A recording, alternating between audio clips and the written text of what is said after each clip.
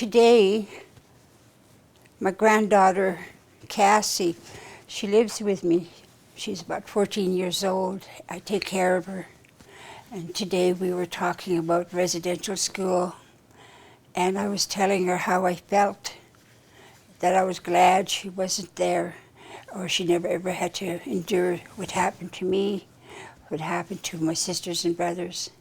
But when I see my grandchildren running around outside, and see my granddaughter, with new clothes, or with, with her friends, laughing and playing, it really makes me happy, to see them, young and not like, I love to see Cassie when she's dressed up, and when she tells me she's going to go do something and like to sing. She loves to sing, and I always make sure I be there to hear her sing.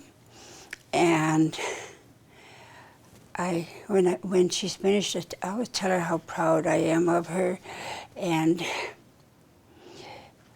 I always talk to her about life, about growing up, and sometimes I think to myself, when I talk to her, it's that I feel that I'm living through her, because in my life I've always wanted to travel. I've always wanted to go places where I've never been. And I always talk to Cassie about doing her education, about passing, about working hard, about about life, what life's all about, in my way, that what my grandma and my grandpa taught me. I always talk to her about that. And I have 2 other grandchildren. Well, I have 11 grandchildren, but I have 2 other grandchildren, and I talk to them all the time. They stay with me a lot, so I talk to them about things, and even the youngest one, I talked to her about residential, and then she said, "I'm glad, Grandma, that I'm here with you, that I can play, So, and sometimes when I'm by myself, I think of residential school, and I feel sad. And when I see other people that have gone to residential school, how sad when I see them, because they're not doing very well. I hear people talking about residential school, and what they say, what the nuns or the priests say, you're never going to amount to anything. You're never going to be anything. And I think listening to them made me strong, because I did the opposite of what they said. Made me strong. I just had grade 4 education, but I went back to school and I got my grade 12, and I proved to them that I'm a strong survivor, that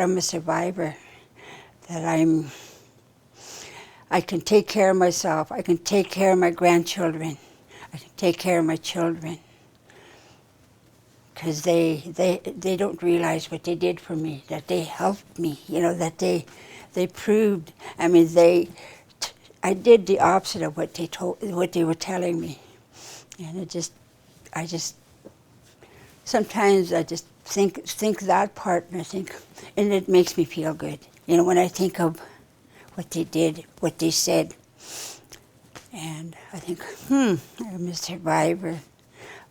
I went through it all, and I survived, and Creator gave me 3 beautiful children, 11 beautiful grandchildren, and 1 tupa.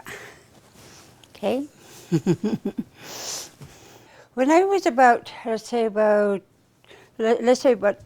10 years ago, Creator gave me a gift.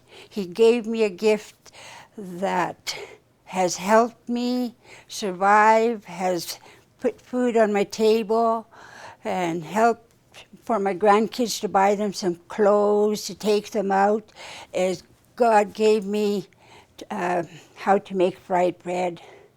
everybody in the valley, up and down, to Omak way, that way in the States, to 100 Mile that way, to Calgary that way, Victoria that way.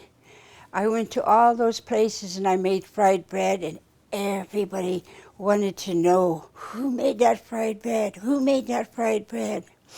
And I make the fried bread here when people ask me to, and everybody's always complimenting me on my fried bread, and it just makes me happy that I can make it, and the compliments that come is probably what helps me make it too. So I want to teach my grandchildren, teach them how to make fried bread, so we could go from my generation to my grandchildren and my great-grandchildren, because he gave it to me, the Creator did.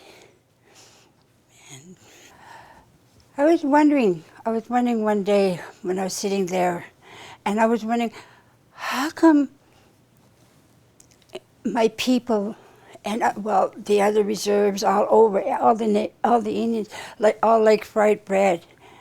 They all, when they hear there's fried bread, they all get in line. They all want their fried bread.